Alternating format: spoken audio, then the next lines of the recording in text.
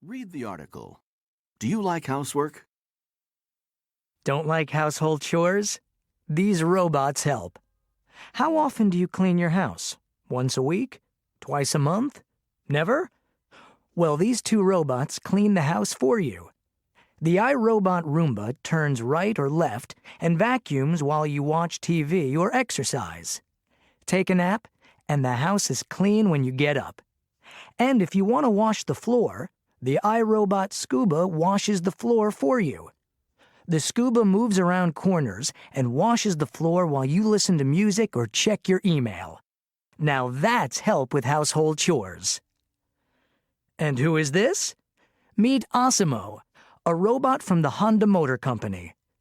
Osimo doesn't clean the house. It doesn't wash dishes or take out the garbage. But Osimo walks, climbs stairs, carries things, and pushes things. Osimo talks, answers questions, and follows directions. Ask, "What's your name?" and Osimo says, "I'm Osimo." Say, "Turn left" or "turn right," and Osimo turns. Osimo also greets people.